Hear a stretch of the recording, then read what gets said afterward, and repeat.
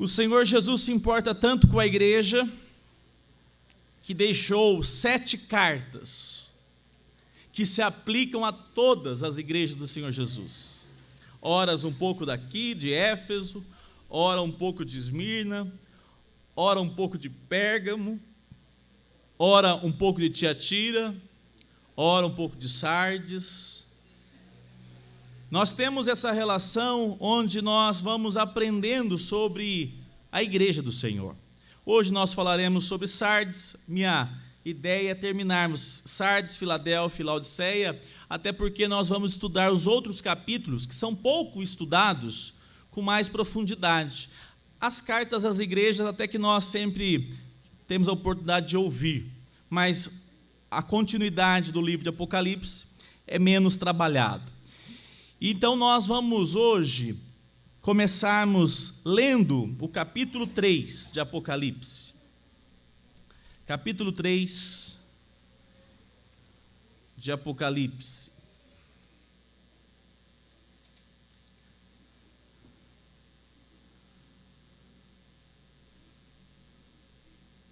Estou vendo aqui que o calor já está intenso de manhã, né? Hoje já está quente cedo. Irmãos, hoje à noite também vou falar, essa semana começaremos a falar. Nós estamos nos preparando, com a graça de Deus, de fazermos a compra, a aquisição da climatização dessa igreja. E nós oramos ao Senhor para que Deus possa fortalecer cada membro dessa igreja a continuarem sendo fiéis. E aqueles que ainda não conseguem, que Deus possa dar a você essa alegria de participar por meio da sua oferta e, sobretudo, o seu dízimo. Nós vivemos como igreja séria, nós não somos uma igreja que barganha. Mencionei isso na reunião do conselho ontem. Se nós somos uma igreja séria e transparente, por que não a igreja se envolver cada vez mais?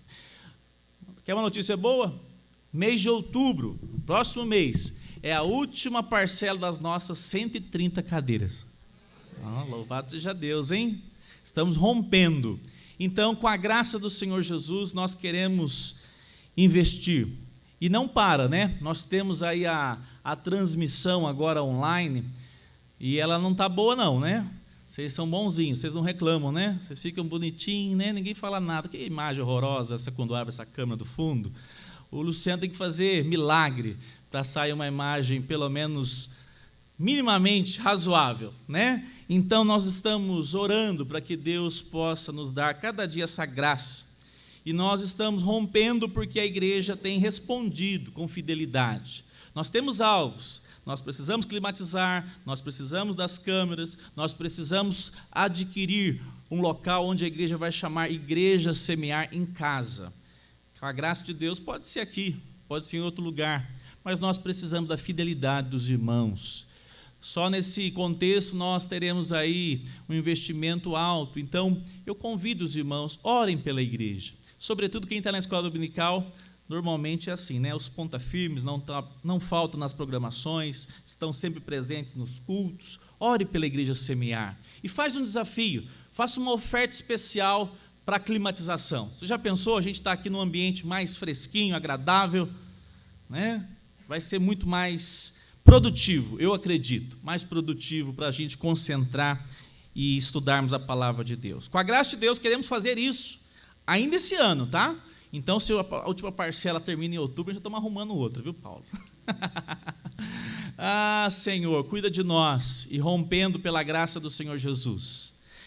Amados irmãos, capítulo 3 diz assim, Apocalipse: ao anjo da igreja em Sardes, escreva: estas coisas diz aquele que tem os 7 Espíritos de Deus e as 7 estrelas. Conheço as obras que você realiza, que você tem fama de estar vivo, mas está morto. Fique vigiando e fortaleça o restante que estava para morrer, porque verifiquei que as obras que você realiza não são íntegras na presença do meu Deus. Lembre-se, pois, do que você recebeu e ouviu, guarde-o e arrependa-se.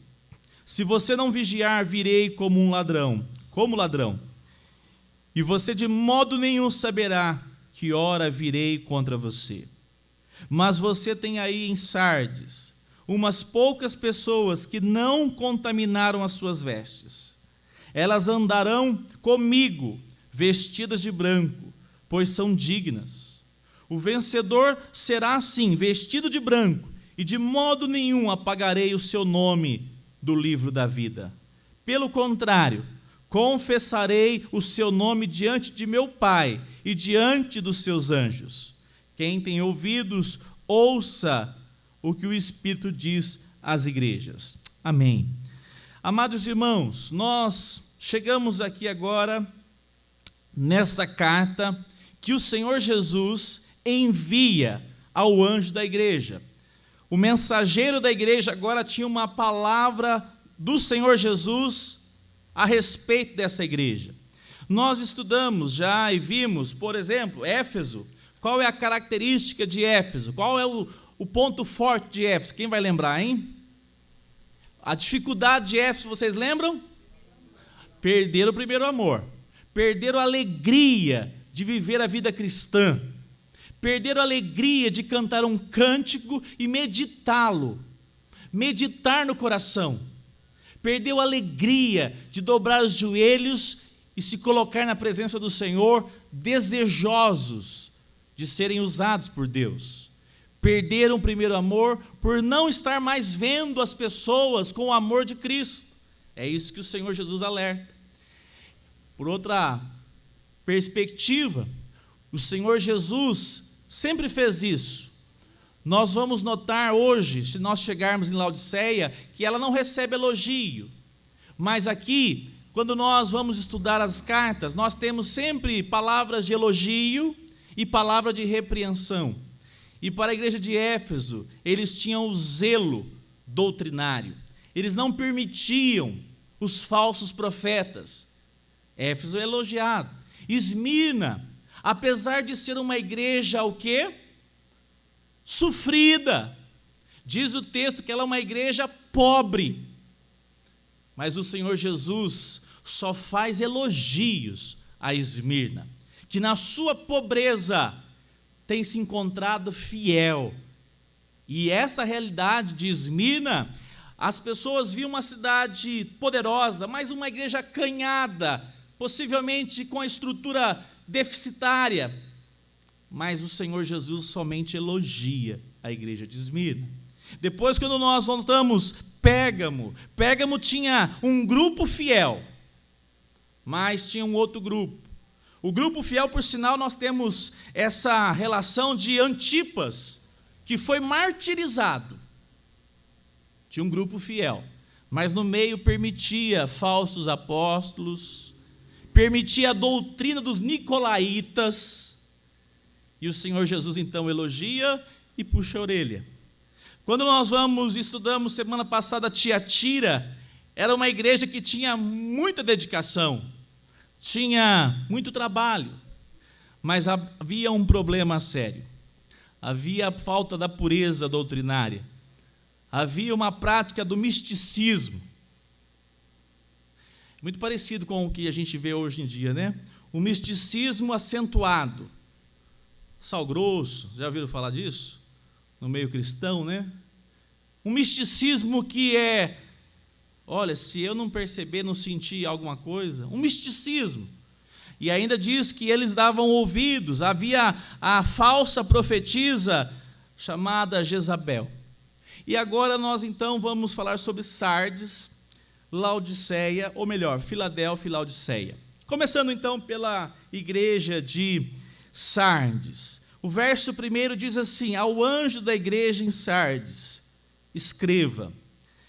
Que interessante, o Senhor Jesus se importar tanto com a igreja. Se tem uma instituição que sofre ataques há centenas e milhares de anos, é a igreja do Senhor Jesus. E a igreja do Senhor Jesus, ela avança, apesar de toda oposição. O texto traz uma mensagem do Senhor Jesus a uma igreja que está praticamente toda morta. Imagina uma cena de uma fogueira, tão comum na nossa região, né? Fogueira, ou então uma mata do cerrado pegando fogo, e que praticamente já está tudo queimado, está tudo já apagado, e aí de repente a chama cada vez vai diminuindo, vai ficando nossa, aquela sequidão, aquela área totalmente tomada pela queimada, mas lá no miolinho, bem pouquinho, tem um pouquinho lá de fogo ainda, mas muito pouco, muito pouco. Tanto é que o texto diz assim: antes ainda de conhecer, Jesus diz: estas coisas diz aquele que tem os 7 espíritos. O 7 representa completude. Vamos lembrar dessa palavra? Completude, completo. Quem tem? O Senhor Jesus. Tem o quê? A presença da pessoa do Espírito Santo com ele, de maneira completa, perfeita, plena. E diz o texto: e aquele que tem as 7 o quê? Estrelas. As 7 estrelas são os 7 mensageiros que o Senhor Jesus chamou de anjos, para fazer o que com a mensagem? Brilhar, anunciando à igreja a mensagem que o Senhor Jesus designou para cada uma delas. É esse Senhor Jesus, é o Senhor da igreja, que diz a respeito de Sardes: conheço as obras que você realiza, que você tem fama de estar. Vocês estão acompanhando o verso primeiro? A fama é de quê? De vivo. Mas estão? Vocês são mais velhos, viu? Eu também.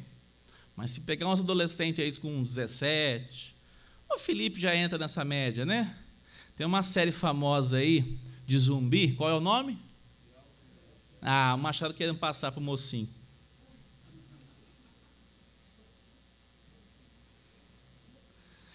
Essa igreja aqui é a igreja de Walking Dead. Ela tem a aparência que está viva, mas na verdade está morto. O texto diz que o Senhor Jesus conhece as obras e diz que ela tem fama. Ela tem fama. A cidade de Sardes, eu não vou entrar em detalhes hoje muito geográficos, para a gente ganhar um pouquinho de tempo, mas ela ficava num alto, numa montanha. Ela não tinha muito espaço para plantar, mas uma coisa ela tinha. Ela tinha uma proteção por causa das muralhas e os altos penhascos, que fazia de Sardes um local que inclusive a cidade se achava intransponível. 2 vezes, 2 povos invadiram Sardes. Quando eles menos pensavam, o adversário, o inimigo, o povo inimigo, os persas, invadiram Sardes por uma brecha pequena que tinha e perceberam que podiam passar por ali escalando. 2 vezes Sardes foi destruída. E agora o Senhor Jesus vai chamar a atenção de Sardes, apontando: prestem bem atenção, vocês têm uma fama de que está tudo protegido, está seguro demais, que não tem nenhum perigo, mas é somente aparência. Olha que impressionante. O texto diz: fique vigiando e fortaleça o restante que estava para morrer. A ideia aqui é: observe como resta pouco para apagar de vez. Resta pouco para vocês se apagarem. E o texto diz: pois verifiquei que as obras que você realiza não são o quê? Íntegras. Nós não vamos falar hoje, né? Mas não vamos chegar ao dia. As obras de vocês é 6. Qual que é o número da perfeição? Qual é o número da completude? O completo? E o número que representa a imperfeição, o número que representa a obra somente humana, é o 6. Por isso que depois você vai perceber lá do 6, né? Nada mais é do que a manifestação daquilo que não é completo, aquilo que não apresenta de fato inteireza. O que seria isso? Não é algo inteiro. O que vocês estão fazendo são obras. Olha que interessante. A igreja tem obras. Uma das coisas que a gente mais nota nos nossos dias, e não é difícil a pessoa chegar em mim e falar assim, pastor, a gente tem alguma obra social para fazer? Irmãos, eu não sou contra, viu? Pelo contrário, se você quiser começar uma oficina amanhã, tem espaço aqui, ó. Eu tenho, inclusive, um projeto com crianças aqui, ó, períodos interturnos de escolas. Só falta mão de obra. Contraturnos. Pode me procurar. Fazer qualquer oficina social, pode fazer. Mas nós não somos chamados para fazer obra social, em primeiro lugar. Nós somos chamados para proclamar que Jesus Cristo é Senhor e Salvador. Porque aquele que recebe Jesus Cristo como Senhor e Salvador, tudo na vida dele será transformado. Ele era um preguiçoso. Ele se tornou um trabalhador. Ele era um marido indolente. Gastava tudo no bar. Agora ele aplica o dinheiro dele na família. Ela era uma mulher mentirosa, não parava em emprego nenhum, patrão nenhum queria ela. Agora uma empresa contrata porque ela mudou de vida. A realidade social, quem transforma é Cristo. As outras coisas devemos fazer, mas o fato primordial da igreja é apresentar o Evangelho. E apresentar o Evangelho só tem uma maneira, porque senão logo descobrem, por meio de uma vida inteira para o Evangelho. Você já não ouviu um testemunho assim? Fulano que diz que é crente, o que ela fez? Aquelas coisas assim, né? Ainda mais quando é crente, daí que eles arrumam um jeito. Ninguém fala, você quando é espírita, o que ele fez? Você que é umbandista, o que ele fez? Não, ninguém fala nada, né? Não é assim, Ana? Mas se falar que é crente, você fala que é crente, aí já tem um argumento na mão, né? Na boca, né? Para falar. O que acontecia com essa igreja é que ela tinha obras, a igreja estava possivelmente num local muito bonito, muito estruturado, era cadeira boa e climatizada. Mas faltava o quê? Faltava a verdade na prática deles. Faltava o Evangelho de Cristo Jesus, faltava a pessoa do Senhor Jesus. E diz o texto: lembre-se, pois, do que você recebeu e ouviu. O que nós, como igreja, recebemos e ouvimos toda semana? A palavra de Deus. A palavra de Deus. Há uma questão muito interessante. Eu já passei, e graças a Deus eu estou parando de ficar com inveja. Está aumentando, lá louvado seja Deus. Tem uns flutuantes ainda, mas a maioria está firmando.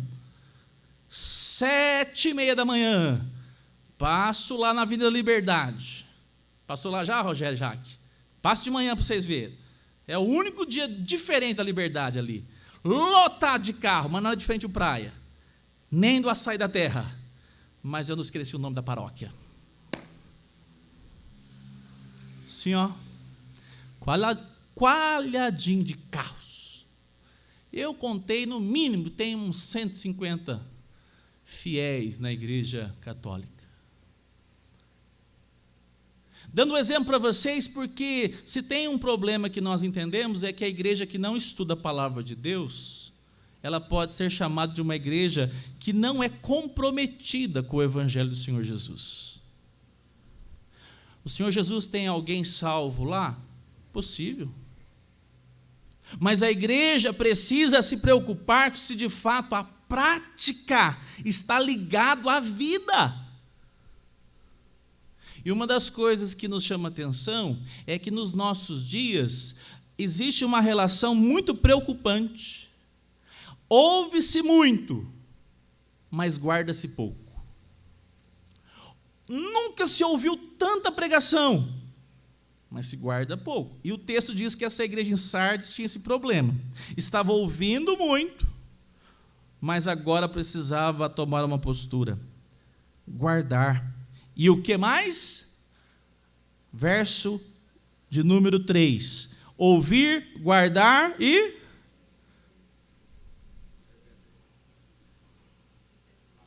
arrependimento. Arrependimento. Jesus está fazendo um diagnóstico dessa igreja.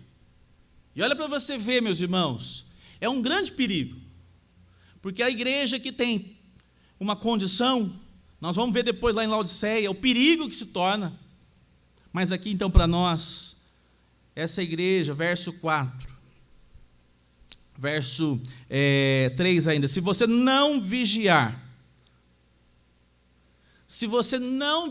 virei como? Será que eles tinham experiência disso?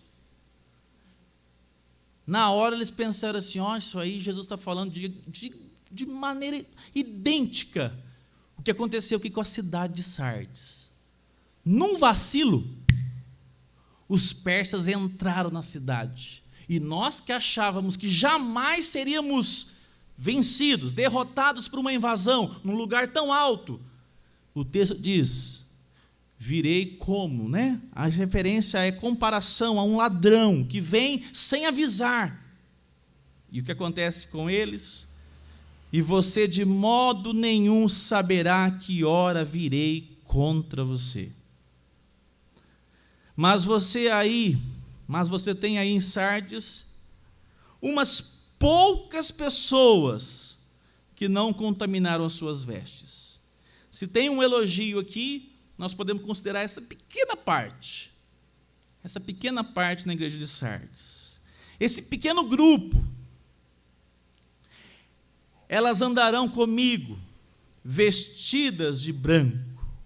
Essa representação do vestido de branco é muito citada na palavra de Deus. Quem pode ler aí para nós Isaías 61, 10? Rapidamente, por favor. Encontrou, já lê, bem alto. Isaías 61, 10. Tá, se conseguir o microfone aí, bem, o pessoal tem vergonha do microfone, ô Felipe, eles ficam acanhados, mas puder ajuda, isso, quem participar, se puder. Isaías 61, 10. Tenho grande alegria no Senhor, a minha alma se alegra no meu Deus, porque me cobriu de vestes de salvação e me envolveu com um manto de justiça, como noivo que se adorna de turbante, como noiva que se enfeita com as suas joias. Ele, o Senhor, envolveria essa pessoa que está desprovida de vestes. Essa pessoa que está nu, de proteção. Apocalipse 19, 8 diz assim, a ela, quem? A noiva, foi permitido, 19, 8, vestir-se de linho finíssimo, resplandecente e puro. É essa promessa que o Senhor Jesus faz a quem? A igreja fiel, a igreja que está preocupada em viver o Evangelho de Cristo. Qual é a promessa? O Senhor daria vestes brancas. Se nós fôssemos ter as vestes apropriadas para nós, eu só tinha uma certeza, eu tenho essa certeza, Sueli, branca não seria. Branca não seria. Seria qualquer coisa, até nude, menos branca.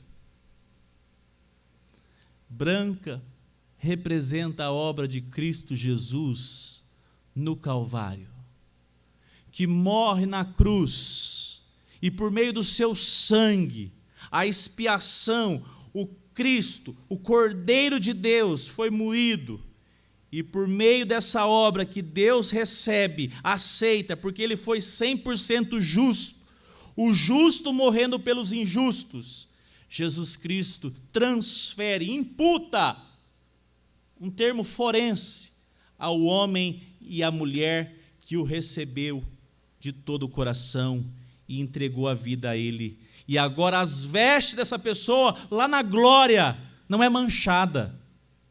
As vestes que você tem hoje para viver como vida cristã, não é manchada. A sua veste é branca, inclusive com os seus pecados. O que cabe a nós é vivermos como esse pequeno grupo. Como é que eles viviam? Com dependência, quebrantamento, confissão, arrependimento. Foi isso que o texto diz. Recebe a mensagem, ouve a mensagem e arrependa-se. Quem tem vestes brancas foi dado pela graça e responde com quebrantamento e atenção à voz do Senhor. Amém? Fala, Divino.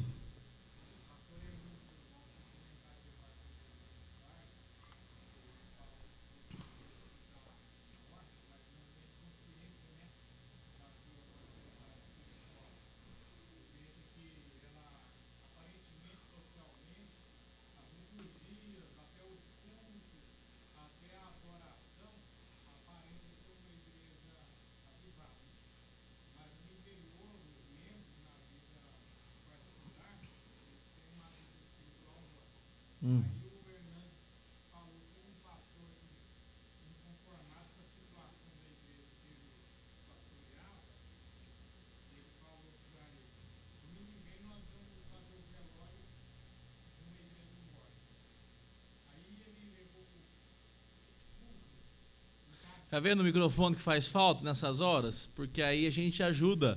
Uma história dessa seria bom compartilhar, Divino. Você que errou agora, viu, Divino? Foi os irmãos, não. Você tem que levantar a mão e pede o microfone, Divino. Uma história dessa não pode deixar os irmãos lá em casa. Entrega para ele, Felipe, aqui, ó.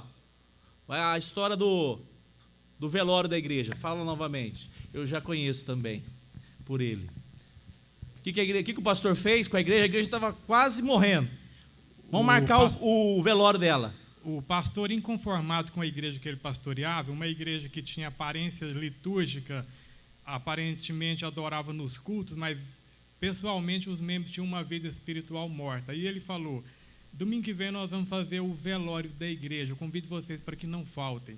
Aí no domingo... Lotou a igreja, hein? Isso. Vai fazer o sepultamento da igreja, né? No domingo à noite ele colocou um caixão na frente, próximo do púlpito. Ele falou: cada um de vocês agora levantem-se e venham até esse caixão para fazer o lamento, né? Os sentimentos pela igreja morta. Aí as pessoas chegavam e quando ele saiu de frente do caixão, tinha uma aparência de tristeza, né? Abatimento. Aí depois, quando foi revelado o que eles viram no caixão, tinha um espelho. E quando eles olhavam para o caixão, eles viam o próprio rosto. Aí o pastor falou: assim é a nossa vida. Nós não temos consciência de que estamos mortos espiritualmente e Jesus nos chama para um avivamento, para que de verdade venhamos ser uma igreja viva que adore Ele em espírito e em verdade. Muito joia, muito joia. Fala, irmão José. Olha o microfone lá para ele lá. Pode falar, irmão José. Eu conheço a música, ela é cantada. É. A respeito desse acontecimento. Olha só. Se alguém quiser ouvi-la... Vamos preparar na quarta-feira para nós ouvir. É só entrar em contato comigo. Né? Tá bom? Benção, irmão José. Vocês perceberam um detalhe aqui na igreja de Sardes? Eles têm problemas? Vocês viram algum problema aqui externo? Eu não vi aqui a sinagoga de Satanás. Quem era? Não são todos, mas tinha um grande grupo chamado Sinagoga de Satanás. Quem eram? Os judeus. Eu não vi judeu perseguir esse povo em Sardes. Você viu aqui perseguição dos nicolaítas? Vocês viram? Vocês viram perseguição e prisão e martírio de crentes dessa igreja? Vocês viram? Não vimos. Por que vocês acham que não tem? Exato. Porque ela tem uma parceria tão grande com a sociedade que ela nem fede, é uma expressão feia, nem cheira. Ela é indiferente. A sociedade diz assim: bacana. O inimigo, o adversário, nem se importa com eles. Por quê? Estão mortos, têm aparência de vivos. E aí nós vamos aprender uma lição importante, né? Está difícil caminhar com o Senhor Jesus? Você chora pelos problemas que você mesmo provoca, pela sua fragilidade e pelas situações de fora, e você diz assim: mas que batalha é caminhar com Jesus? Quer dizer que você está vivo. Porque se você estiver sem nada, alguma coisa está errada. Está errada. O texto diz que não havia perseguição, gozava de paz, a mais poderosa paz de um cemitério. Ninguém quer, né? Ninguém quer. Ela estava totalmente ligada à vida aparente, mas não havia essência. Muito bem, meus irmãos, o final diz assim, ao vencedor, ou melhor, o vencedor. Interessante que não diz assim, os vencedores, aqui deixa de maneira bem categórica. Jesus olha para semear aqui hoje, ó, tem muita gente, 40, 50 pessoas, e Jesus olha para cada um. Ele não olha para o atacado, ele olha de maneira artesanal. Cada vida ele olha. E diz o texto, o vencedor será assim, vestido de branco. Branco representa justiça, justo, correto, justiça de Cristo. E de modo nenhum apagarei o seu nome do livro. Quando morre aqui tem um atestado, atestado de tira ele do livro dos vivos. Aqui não dá margem nenhuma, não está vendo, pastor? Pode apagar o nome do livro da vida. Está falando isso o texto? Não, o texto está dizendo assim, ó, de modo nenhum será tirado o nome desse do livro da vida. Porque todo aquele que nasceu de novo, todo aquele que o Senhor elegeu antes da fundação do mundo, e tem o seu nome arrolado no livro da vida, ninguém pode tirá-lo de lá. Mas como é que ele vive? Ele vive com o coração voltado para o Senhor. Ou pelo menos chegará o dia que ele se quebrantará diante da mensagem do Senhor. Vamos caminhar. Verso 7, vamos seguir. Diz assim o texto, ao anjo da igreja de Filadélfia, em Filadélfia, escreva, estas coisas diz o santo, o verdadeiro, aquele que tem a chave de Davi, que abre e ninguém fechará, e que fecha e ninguém abrirá. Conheço as tuas obras, conheço as obras que você realiza. Eis que tenho posto diante de ti, diante de você, uma porta aberta, a qual ninguém pode fechar. Sei que você tem pouca força, mas guardou a minha palavra e não negou o meu nome. Eis que o farei com alguns que são da sinagoga de Satanás, desses que se declaram judeus e não são, mas mentem. Eis que farei que venham até você, prostrem-se aos seus pés e reconheça que eu amo você. Você guardou a palavra da minha perseverança. Por isso também eu guardarei da hora da provação, que há de vir sobre o mundo inteiro, para pôr à prova os que habitam sobre a terra. Venho sem demora. Conserve o que você tem, para que ninguém tome a sua coroa. Ao vencedor farei com que seja uma coluna no santuário do meu Deus. Dali jamais sairá. Gravarei sobre ele o nome do meu Deus, o nome da cidade do meu Deus, a nova Jerusalém, que desce do céu, vinda da parte de Deus, do meu Deus, e o meu novo nome. Quem tem ouvidos, ouça o que o Espírito diz às igrejas. A igreja de Filadélfia só recebe o quê? Elogios. Diz o texto que ela é uma igreja pomposa, imponente? Não, diz assim no verso 8. Sei que você tem muita força? Pouca força. Que força é essa aqui? De poder, de condição, de status. Porque se você analisar todo o contexto, Jesus está falando assim, vocês perseveraram. Há uma unidade nessa igreja. Os estudiosos, inclusive, alguns vão defender que Filadélfia é esse amor de irmão, né?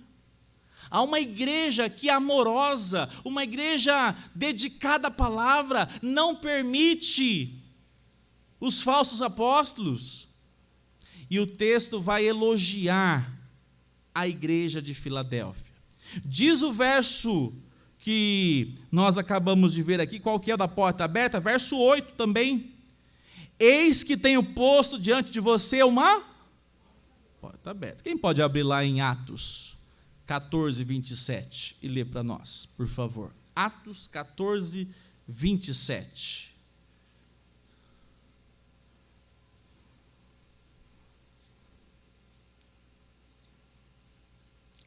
Pode ler sem microfone, pode ler, para a gente ganhar tempo aqui também. E quando chegaram e reuniram a igreja, relataram quão grandes coisas Deus fizeram por eles, e como abrirá aos gentios a porta da fé. Eles estão alegres, porque foi aberta portas àqueles que não conheciam a mensagem da fé. Os apóstolos, os discípulos estão felizes, porque portas foram abertas para a proclamação de Cristo Jesus. E olha o que a igreja de Filadélfia é elogiada. Deus está, Cristo, o Senhor Jesus, que é Deus, dizendo: eis que tenho posto diante de você uma porta aberta. Irmãos, isso aqui eu oro ao Senhor Jesus. Ora pela igreja semear assim: Senhor, põe. Eu falei essa semana, né? Quem estava no pequeno grupo da quinta, eu falei. Veio uma família do outro lado da cidade de Uberlândia. Casal novo. Aí elas mudaram para cá. Onde que nós vamos congregar? Aí passaram aqui e viram, tem uma igreja presbiteriana ali. E ela estava angustiada, mas será que vai ter um pequeno grupo? Será que nós vamos ser acolhidos? Aí sabe o que eles falaram quinta-feira? Nós estamos tão felizes, porque nós fomos acolhidos por essa igreja e por esse pequeno grupo. Amém. Sabe por quê? Essa igreja tem pessoas, a igreja está orando, dizendo: Senhor, nos dê uma porta, várias portas abertas para a proclamação do Evangelho do Senhor Jesus. Que haja um portão. Quando passar, ainda mais passar a trincheira ali, né, Paulo? Se passar a trincheira não pode ser para outro lugar. Que Deus levante igrejas fiéis à palavra de Deus e à pregação da sua palavra, porque não vai caber aqui no nosso meio, não. Dá para repartir com muitos. Mas nós temos que pegar a nossa porção, né? Gente que deseja conhecer Cristo. Uma das marcas de uma igreja viva é uma igreja que está empenhada em proclamar Cristo Jesus. Ontem o Machado mencionando uma situação interessante. Você já contratou um prestador de serviço enrolado? Você já, né? Todo mundo já. Só sei que ele chegou a cansar tanto com o rapaz, que o rapaz falou: não, eu vou lá na sua igreja. Eu até brinquei com ele. Nossa, até prometeu que ir na igreja. Esse prestador estava enrolado mesmo, viu? Mas aí o Machado me contou: não, pastor, não foi bem assim. Ele estava meio descrente, não podia falar de Deus, que ele estava meio nervoso. E aí eu fui e falei: rapaz, para com isso. Você tem que caminhar com Deus, com Cristo, que é o Senhor e Salvador das nossas vidas. Ou seja, pregou para o rapaz. E aí o rapaz fez uma análise e falou assim: quero lá conhecer a sua igreja. Se vai vir, eu não sei, mas nós estamos orando. Senhor, abre a porta. Nós não sabemos para quem. Nós não sabemos para quem. Mas, Senhor, que o Senhor se agrade de nós e envie os seus eleitos para o nosso meio. Vocês não sabem da maior? A Bíblia diz que Satanás se transforma, se faz. Na verdade, a palavra é se faz, porque ele não é. Em anjo? Vocês conhecem essa passagem? Se nós não pregarmos, se nós não assumirmos essa característica de Filadélfia, tem muitos eleitos aí fora que vão sofrer nas mãos de heresias pregadas em lugares que falam que é evangelho, mas que de evangelho de Cristo não tem nada. É Cristo e alguma coisa. Essa semana eu estava lá pesquisando um lugar interessante, cheio de passagens de comentaristas bons que eu conheço. De repente eu me pego lá, mas aqui e tal, eu falei que é um site espírita. E estava lá embaixo a frase: Jesus é a porta e Kardec é a chave. Você já pensou? Vocês dão risada porque vocês têm conhecimento. Quantas pessoas que vão ouvir alguém falar assim aí fora: não, vem para cá, vem para minha casa, vem para a reunião lá no sábado, na sexta-feira, que é sempre assim as reuniões, né? Não, vamos estudar o Evangelho. Não, mas eu quero estudar a Bíblia. Não, pode vir, nós estudamos o Evangelho lá. Até que ela descobre que é o Evangelho, ou seja, é Cristo, e mais alguma coisa. Tudo que coloca Jesus e mais alguma coisa para ser salvo, Jesus o dízimo, heresia. Jesus e qualquer coisa, heresia, porque só Jesus salva. A nossa relação é perigosa, porque nós podemos ficar um pouco acanhados e sermos negligentes diante de uma demanda tão grande. Já falei várias vezes, né? Deus manda os bons. Bom é para a glória de Deus, viu, irmão? O José Alves, Rogério Gomes. Brinquei com o Rogério Gomes. Um dia o Rogério Gomes foi fazer, há uns 6 anos atrás, uma caminhada, passo de frente a semear. Olha, aqui pode ser minha igreja. Deus envia uns crentes bons, família boa. Mas nós temos que orar pelos ruins. Nós temos que falar: Senhor, faz de nós uma igreja onde a porta foi aberta para pecadores que não te conhecem e que eles tenham um encontro com Jesus e a vida transformada. Porque eu repito, não tem ninguém bom se não for transformado pelo Evangelho do Senhor Jesus, à luz da pessoa de Cristo. E não tem ninguém que não possa ser alcançado, transformado. Caminhando, diz o texto, verso 10, que Deus guarda, não é isso? O que diz aí? Que Deus guarda essa igreja? Não fala assim? Você guardou a palavra da minha perseverança, por isso também eu o guardarei. Olha que lindo isso. Você já pensou? Deus está cuidando da sua igreja, amém? Mas também não nega a nossa responsabilidade. Olha o verso 11, vamos ler juntos? Verso 11, venho sem demora, conserve...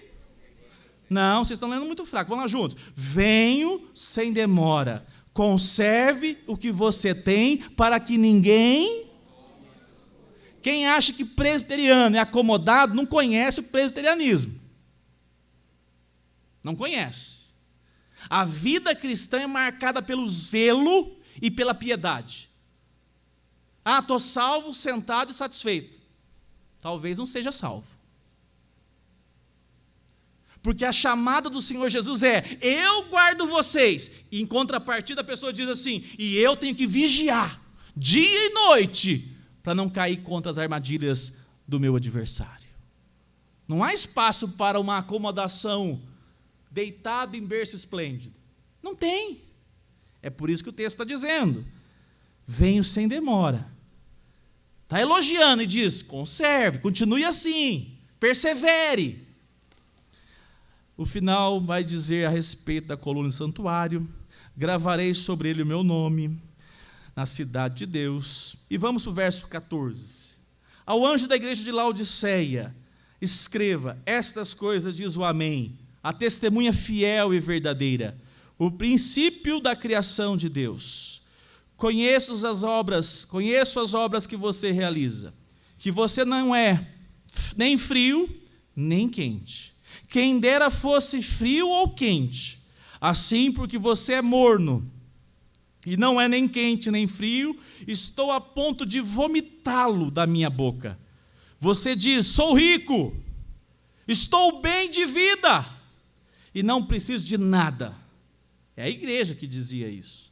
Mas você não sabe que é infeliz, sim, miserável, pobre, cego e nu.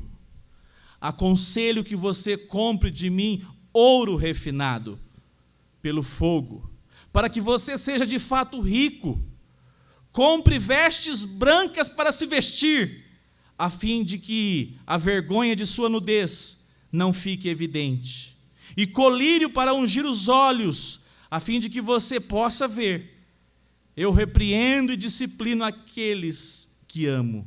Portanto, seja zeloso e arrepende-se. Eis que estou à porta e bato. Se alguém ouvir a minha voz e abrir a porta, entrarei em sua casa, cearei com ele e ele comigo. Ao vencedor darei o direito de sentar-se comigo no meu trono, assim como também eu venci e me sentei com meu Pai no seu trono. Quem tem ouvidos, ouça o que o Espírito diz às igrejas. Somente repreensão. Não teve um elogiozinho, somente repreensão. E qual foi o grande problema da igreja de Laodiceia? Eles estavam o quê? Cheio de tudo. Conta era gorda, né? Vou fazer umas contas rápido. Não posso nem contar, né? Mas eu vou contar. Fazer umas contas rápidas, a gente chegou a uma conclusão. Não, 1.200.000 a gente já consegue já pensar para mudar para algum lugar, comprar o terreno, comprar aqui mesmo. Aí você fala, meu Deus, dinheiro, né? Como as coisas estão caras, né? Essa igreja tinha uns 5 milhões em caixa.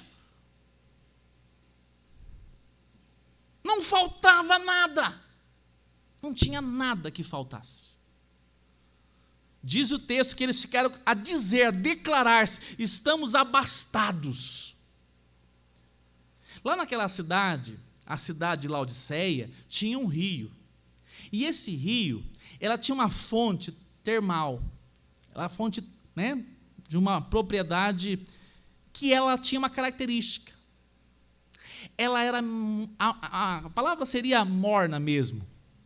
Ela não era igual às cidades vizinhas, que tinha um rio, fontes de águas frias, e o pessoal fazia de lá um balneário. E uma outra, que agora me fugiu a cidade, tinha águas quentes.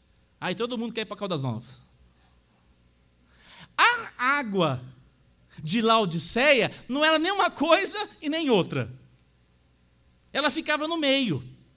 E Jesus declara, não és nem quente, nem frio. Aí na hora já, opa, o que ele está falando com isso? E Jesus diz de maneira categórica, você diz, sou rico, mas na verdade, você é infeliz, sim, miserável, pobre, cego e nu. Faltou alguma coisa aqui? Faltou nada, né? Foi desnudado literalmente. Mas estava uma aparência muito diferente. E diz o verso 16, 18, aconselho que compre de mim ouro refinado. Ouro refinado é porque é algo muito precioso, mas não só precioso, ouro puro. Vocês já ouviram falar em ouro de Ofir, que sempre a gente ouve, não é na canção do rapaz não, na Bíblia, você já leu ouro de Ofir?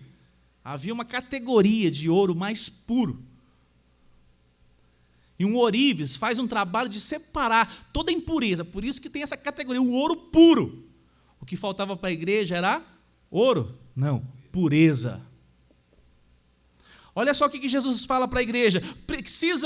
Jesus montou agora um colírio, ou montou uma empresa de colírio? Uma ótica? Não. Jesus está vendendo colírio? Não. Ele diz, pegue o colírio, aplique nos olhos de vocês, para que vocês vejam o quê? A própria realidade. A própria realidade.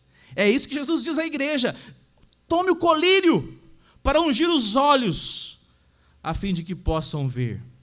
Aí o verso 19, nós temos que nos alegrar todos os dias. Diz assim, repreendo e disciplino aqueles que... Se você começar a frequentar a igreja, e aqui não vai acontecer isso, mas se você já acostumou em algum lugar assim, que você ouvia de tudo, menos de arrependimento diante dos pecados, é provável, é muito provável, que lá era ensinado qualquer coisa, menos o Evangelho do Senhor Jesus. Porque o Evangelho do Senhor Jesus, ele nos constrange. Nós ficamos envergonhados diante da nossa pequenez, do nosso próprio pecado. E é por isso que a gente faz a oração de confissão, não é assim, dona Antônia?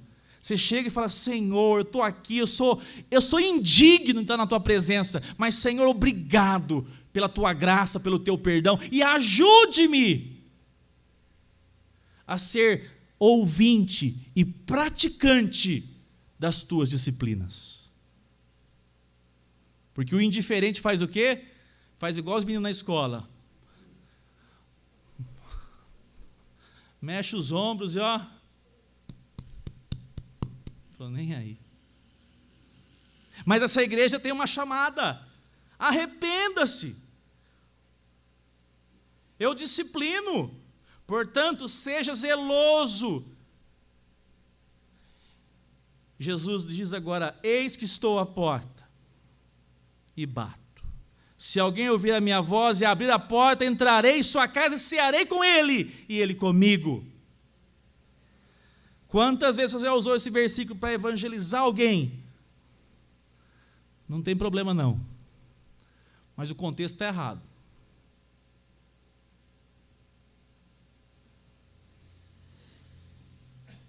Quem está na porta? Verso 20. Quem está escrevendo a carta, ou melhor, quem é o conteúdo da carta? Ao escriba, que é João, mas quem que está declarando a respeito de Laodiceia? Quem é? Jesus. Então ele diz: eis que estou à porta e bato. Quem é então que está aqui na porta?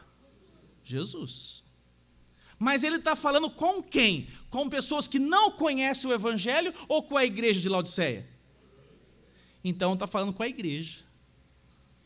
Ele está falando com a igreja. Diz o texto que ele está à porta e a igreja está reunida. Mas esqueceram o anfitrião. Deixaram de fora o que venceu a morte, foi entregue na cruz, ressuscitou. Mas eles dizem: não nos falta nada. E Jesus diz: eis que estou à porta, igreja de Laodiceia. Fala, Eduardo.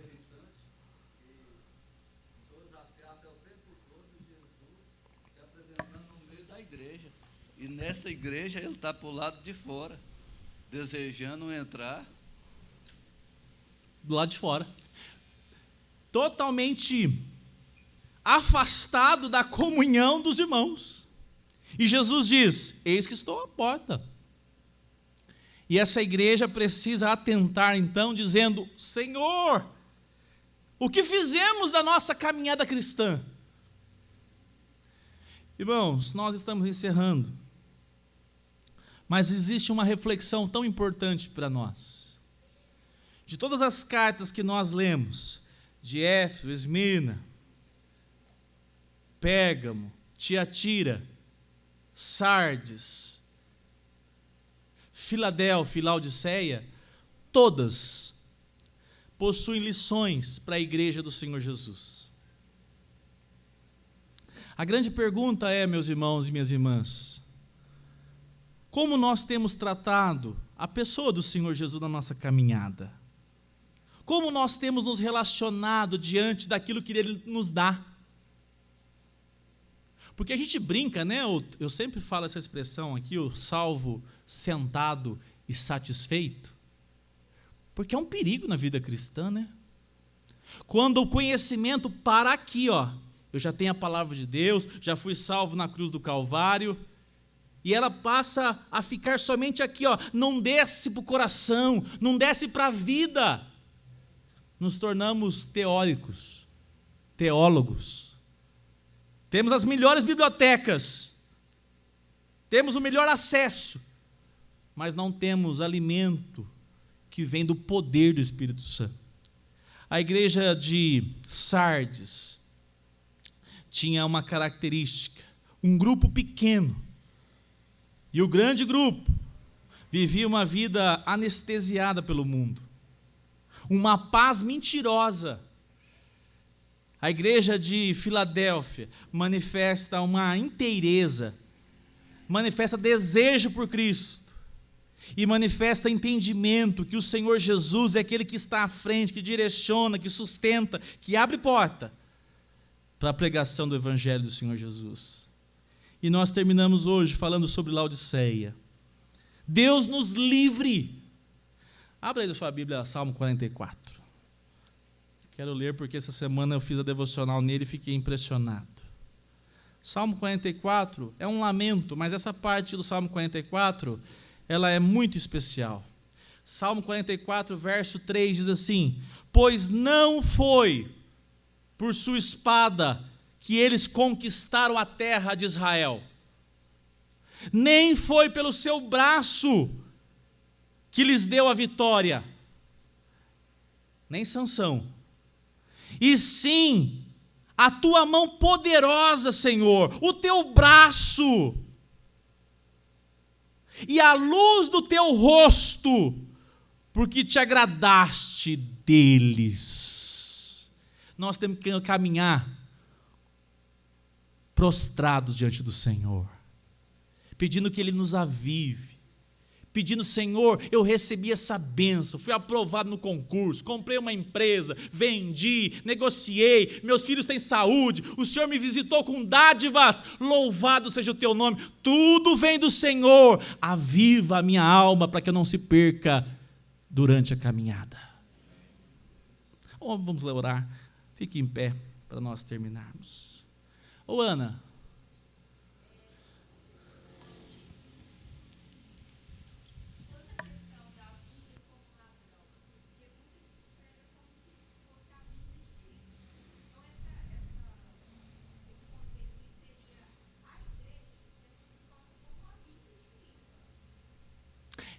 a comparação ela é importante, porque de fato Jesus já diz lá em Mateus que ele virá como ladrão. Aquele que é certo, que não anunciará o dia nem a hora.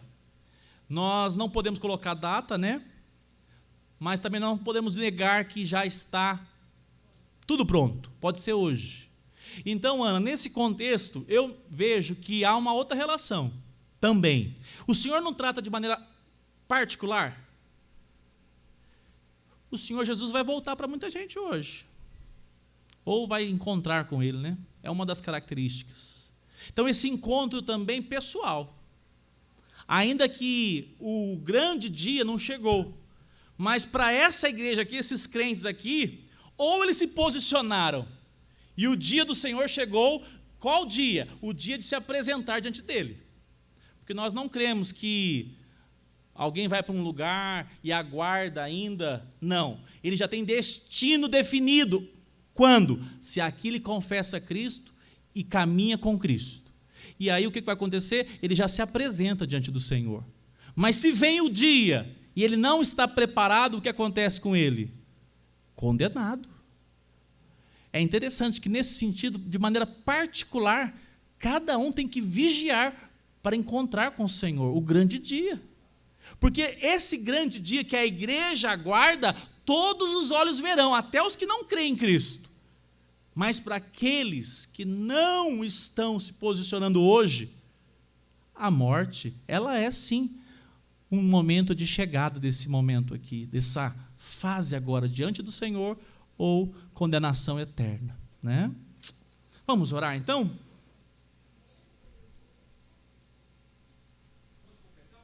Fala, Rogério.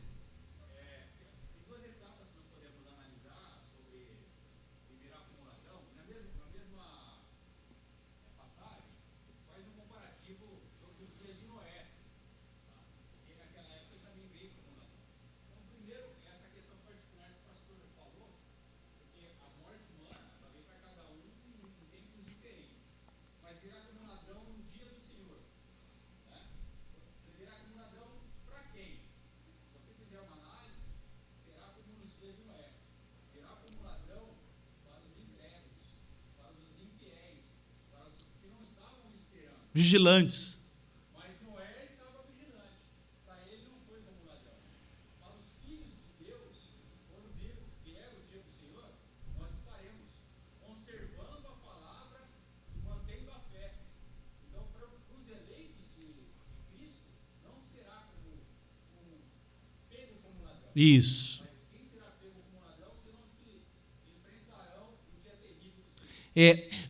Nós lemos lá em Malaquias, o grande, lá diz o terrível dia, em Atos, o grande dia, poderoso, glorioso, porque há diferença, para aqueles que não creem, ele virá como ladrão, pegou de surpresa, mas para nós não, nós somos perseverantes.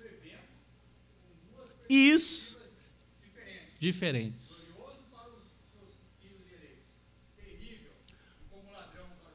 Que o não conhece, exatamente, acho que completou, né? Exato, tá bom? Então louvado seja Deus. Aí a pessoa diz, né? Você não conhece alguém assim? Deixa amanhã eu leio a Bíblia, deixa amanhã eu me posiciono no Senhor, deixa depois eu faço. É esse alerta que o Senhor Jesus deixa. É por isso que a nossa caminhada, ela é chamada para a perseverança. E você não tem motivo nenhum para se gloriar. Porque quem produz em você perseverança é o próprio Espírito de Deus. Louvado seja o nome dele, do nosso Salvador. Senhor, obrigado por esta manhã. Obrigado